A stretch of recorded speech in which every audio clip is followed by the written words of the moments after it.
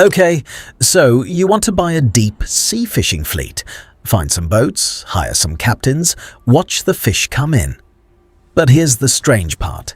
The ocean is the only resource on Earth that nobody owns, which means the fish inside it are technically free, sitting there for anyone with a boat and a permit to take.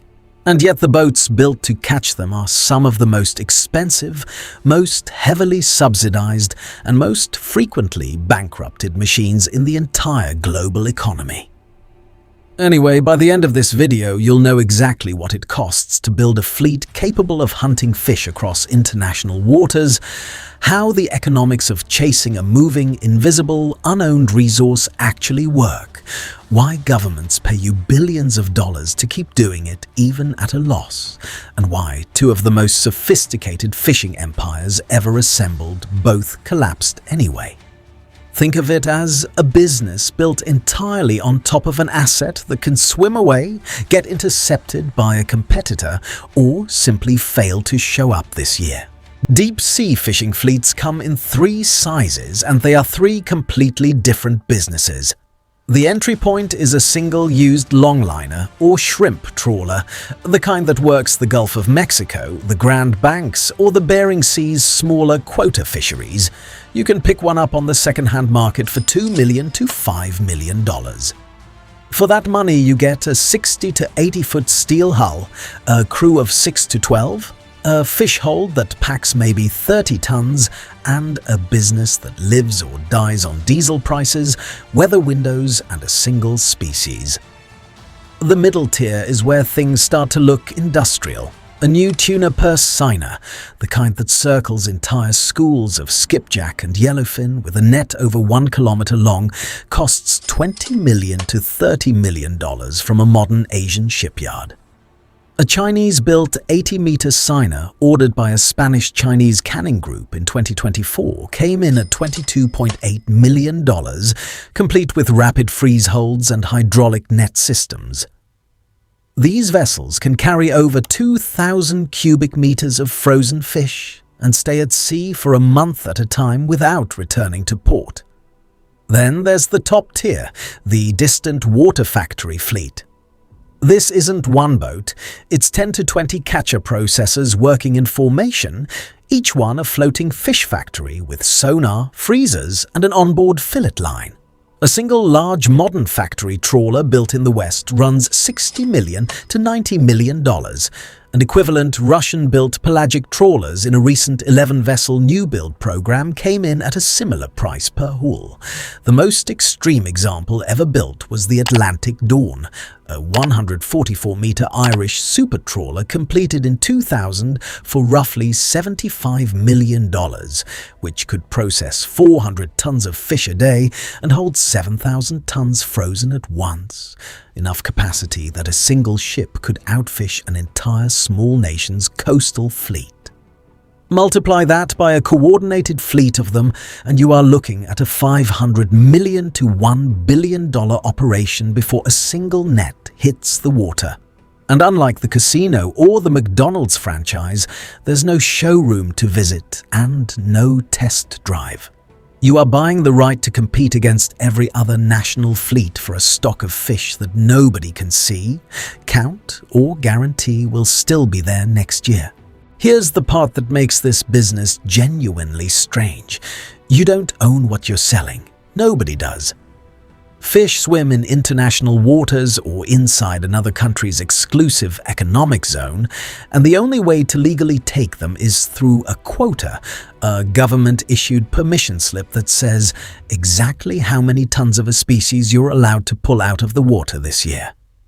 In Alaska, this system is called an individual fishing quota. You don't just need a boat, you need to own or lease the right to catch. And quota shares trade like a commodity themselves, sometimes worth more than the boat that catches them. Your entire revenue model depends on landing your quota before the season closes and selling into a market where the price can swing 30%, depending on what China's demand looks like that quarter, or whether Peru's anchovy season came in strong or weak that year. Once you're fishing, revenue comes down to a simple formula. Tons landed times price per ton, repeated across every set of the season. Tuna sells for roughly $1,400 to $2,000 a ton, depending on species and grade. Alaska pollock, the fish inside your fish sticks and imitation crab, sells for around 20 to 30 cents a pound, but the volume is enormous, hundreds of thousands of tons a year across a coordinated fleet under the American Fisheries Act cooperative system. A single successful purse seine set can net a boat 40 to 80 tons of tuna in one afternoon, worth over $100,000 before the crew has finished coiling the net back onto the drum. And then there's the part almost nobody outside the industry knows about: subsidies. Governments hand the global fishing industry roughly $35 billion a year, and by conservative estimates, $20 billion to $22 billion of that directly funds boats that would otherwise be unprofitable, fuel subsidies, tax breaks, and cheap financing for new construction. China, the European Union, the United States, Japan, and South Korea are the biggest spenders, and studies suggest more than one-third of harmful subsidies specifically support fleets fishing in someone else's waters or the open high seas. In other words, a meaningful chunk of your revenue as a fleet owner doesn't come from the fish. It comes from the taxpayer, whether or not you ever admit that on camera. It's the closest thing in the private sector to a guaranteed government paycheck, dressed up as an industry that supposedly runs on hard work and grit alone. So the state is subsidizing you, the quota is guaranteeing your access, and the fish are technically free. Why does this business bleed money so easily? Because everything else about hunting a moving target across an unowned ocean is brutally expensive. Start with fuel. A distant water trawler can burn 15 to 25 tons of diesel a day when actively fishing, and fuel typically eats up 30 to 50% of a vessel's total operating costs, the single largest line item on the balance sheet, larger than crew, larger than maintenance, larger than insurance combined. When fuel prices spike, entire fleets tie up at the dock rather than fish at a guaranteed loss. Then there's the crew, which usually works on a share system rather than a fixed salary. A captain and crew typically take 30 to 40% of the gross catch value off the top before the boat owner sees a dollar. Which means a bad trip isn't just unprofitable, it's a trip where you paid for fuel, ice, and bait to actively lose money. Add in the fact that commercial fishing remains one of the most dangerous jobs in the world by fatality rate, and workers' compensation and safety compliance costs stack on top of everything else. Insurance on a fishing vessel runs 3 to 6% of hull value annually, higher than almost any other commercial vessel category, because fishing boats sink, capsize, and catch fire at a rate that would terrify any other industry. Add gear losses on top. A single torn purse seine net can cost $200,000 to replace, and nets get shredded on rocky bottom, tangled in a competitor's gear, or simply lost overboard in a storm on a semi-regular basis. Then come the regulatory costs. Observer programs the government inspectors required on board many fleets to verify catch and bycatch cost tens of thousands of dollars per vessel per season. Port fees, offloading fees, and cold storage rental add up fast, since fish begins losing market value the moment it comes out of the water and needs to be frozen or iced within hours to avoid being downgraded. And finally, illegal, unreported, and unregulated fishing enforcement has become its own cost center. Vessels caught fishing without proper licensing or inside a protected zone face fines running into the millions of dollars and outright vessel seizure by a foreign coast guard, a risk that grows the farther your fleet operates from any government that likes you. Put it all together, and a large fleet can burn 70 to 85 cents of every dollar of revenue before profit, on a business where the raw material was supposedly free to begin with. It's the same trick as the house edge in a casino, except instead of the odds being fixed by a rule book, they're fixed by weather, fuel markets, and a fish population nobody can fully audit. Deep-sea fishing fleets fail for a lot of reasons, but two mistakes appear over and over in the industry's history. Mistake 1. Borrowing against a resource you don't control. Pacific Andes and its subsidiary, China Fishery Group, built one of the largest seafood empires in the world, a fleet of over 60 vessels harvesting anchovy off Peru and pollock in Russian waters, generating annual revenue in the hundreds of millions of dollars. In 2013, flush with confidence, China Fishery entered a bidding war for Copinca, Peru's second-largest fish meal producer, and won it for $778 million, financed almost entirely with debt stacked on top of existing loans. The timing could not have been worse. An El Niño weather pattern crushed the Peruvian anchovy catch just as loan payments came due. Russian authorities forced the company out of its fishing grounds entirely over a quota ownership dispute. And by June 2016, Pacific Andes filed for bankruptcy in the United States, listing $4.7 billion in assets against $2.5 billion in debt it could no longer service. The empire spent the next 5 years being liquidated piece by piece across courts in Hong Kong, Singapore, New York, and the British Virgin Islands, with creditors including HSBC and Bank of America fighting over the remains of a fleet that once supplied fish fillets to supermarkets on 3 continents. The lesson? When your collateral is a wild animal population that a single bad ocean current can wipe out overnight, leveraging up to buy your way into more of it is a bet against nature itself, not just against your competitors. Mistake 2.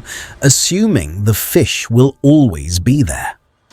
In 1992, the Canadian government shut down the Grand Banks cod fishery off Newfoundland entirely after decades of industrial trawling by increasingly capable factory ships had pushed northern cod stocks to roughly 1% of their historic biomass. The fishery had supported entire communities for nearly 500 years, since before Canada existed as a country. Overnight, more than 30,000 fishermen and plant workers lost their jobs in a single announcement. And a fishery that once landed 800,000 tons a year has still not recovered to even a fraction of that more than 3 decades later. The boats that caused the collapse, bigger, better equipped, and more efficient than any fleet before them, were simply too good at their job for the ocean to keep up. The lesson here cuts the opposite direction from Pacific Andes.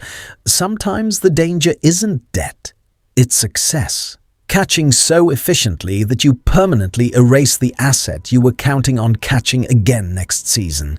Step back for a second, and the paradox comes into focus. This is an industry where the raw material costs nothing, where governments hand you billions of dollars just to keep operating, and where a good captain with the right sonar can locate and capture tens of thousands of dollars of protein in a single afternoon. And yet, it's also an industry defined by bankruptcy, debt, and sudden collapse, because the one thing you're actually harvesting can vanish for reasons entirely outside your control. An ocean current, a competitor's overfishing, a foreign government revoking your license overnight. A casino can calculate its house edge down to the decimal point and know its revenue almost to the dollar. A fishing fleet is, in the most literal sense, betting against biology itself, every single season, with no rulebook and no house edge to fall back on when the ocean simply doesn't cooperate. Time to run the numbers on 2 real scenarios. Scenario 1. A $3 million used longliner working Alaska halibut and sablefish quota. Annual gross revenue from a season's catch runs around $900,000 to $1.2 million. After crew share of roughly 35%, fuel, bait, ice and quota lease costs, net profit lands around $150,000 to $220,000 a year. Payback period 15 to 20 years, assuming nothing sinks, no major engine failures, and quota prices hold roughly steady across that stretch. It is one of the least glamorous ways to make a modest living on the water, and thousands of families across Alaska, New England, and the Pacific Northwest do exactly this, year after year, generation after generation. Scenario 2.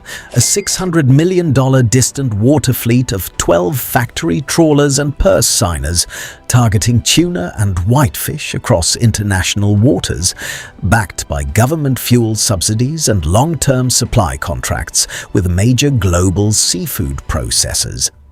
Annual gross revenue across the fleet, roughly $450 million. After fuel, crew shares, insurance, quota costs, observer fees, and vessel maintenance eating up around 75% of revenue, net profit lands around $100 million to $115 million a year. Payback period 5 to 6 years, assuming stock levels hold, no vessel seizures in contested waters, and no debt-funded acquisition spree timed right before an El Niño year. Do it right for 2 decades and you own one of the largest private seafood empires on the planet, supplying grocery store freezers on 5 continents at once with a fleet worth many times what you originally paid for it. Do it wrong. Chase one bad acquisition or one bad season too far and you can lose the entire operation inside 18 months, the same way Pacific Andes did. So, if you do decide to buy a deep sea fishing fleet, just remember the one rule the ocean enforces better than any regulator, banker, or insurance underwriter ever could. You can subsidize the boat, insure the boat, and finance the boat against every risk you can name, but you cannot subsidize, insure, or finance a fish that simply isn't there anymore, no matter how large or well-financed your fleet actually is.